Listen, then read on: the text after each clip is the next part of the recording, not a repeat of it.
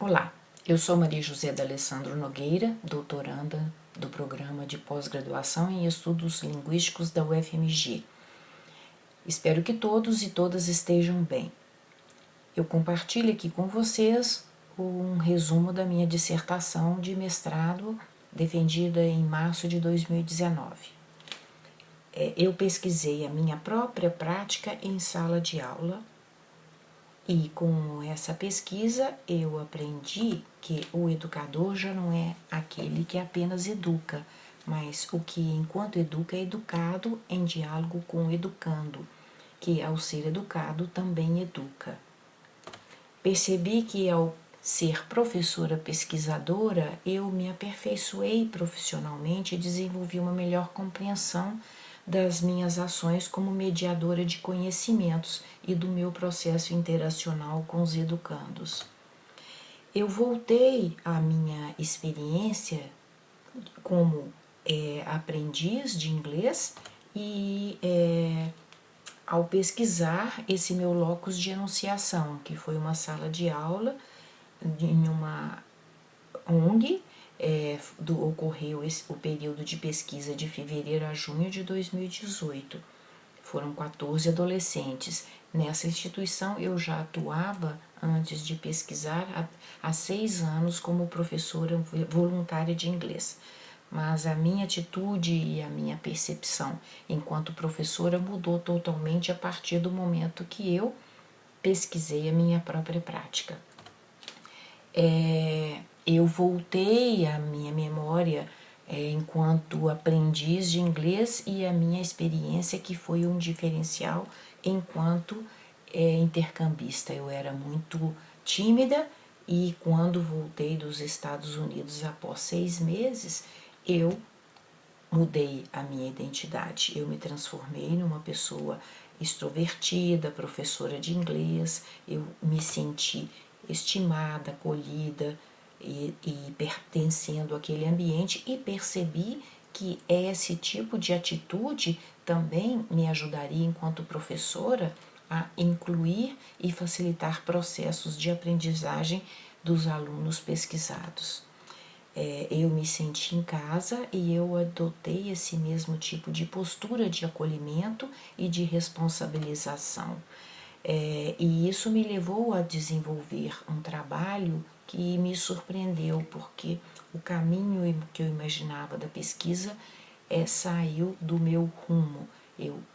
Eu me vi confrontada a assumir o viés autoetnográfico e a analisar o impacto da minha responsabilização nesse trabalho de inclusão e mobilidade social por meio do ensino de inglês.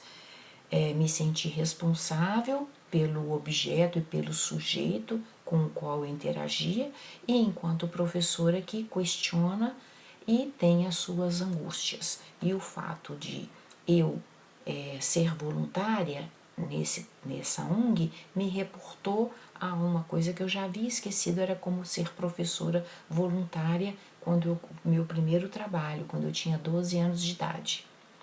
E uma das maiores felicidades foi quando uma das minhas alunas, a dona Joaquina, conseguiu reconhecer a imagem da banana com a sigla BA, e ela pronunciou e leu BA. Minha bússola foram esses norteadores teóricos principais, e minha geração de dados ocorreu dessa forma: questionários, entrevistas, logbooks e trabalhos apresentados pelos alunos constantemente ao longo do semestre. Essa é o perfil dos alunos pesquisados. Uma das alunas, né, todos eles estão identificados com pseudônimos, ela se apresentava como uma guerreira e isso me reportou muito e me transformou num processo de identificação com ela. A questão de ser guerreira, não ter vergonha, vencer dificuldades, tentar dar o melhor de si. Eu trabalhei os sílabos com 4 unidades, nível básico, ao longo dos 4 meses de atuação. desde o primeiro dia nós fizemos as reportagens, as escritas, e tanto eu quanto os alunos nos interagimos nesse registro periódico. E analisar esses registros me levaram a refletir sobre essas questões, a questão de ser perdedor ou ganhador, winner or loser. Quando nós terminamos, eu percebi com muita emoção como que atitudes dos alunos mudavam, né, a partir do momento que eles faziam as provas, e eu não queria esse tipo de procedimento. No trabalho final, eu vi de um dos alunos, né, e ele coloca do que ele aprendeu, e uma das frases que muito timidamente ele apresentou através de um cartaz escrito a lápis, né, Yes, we can.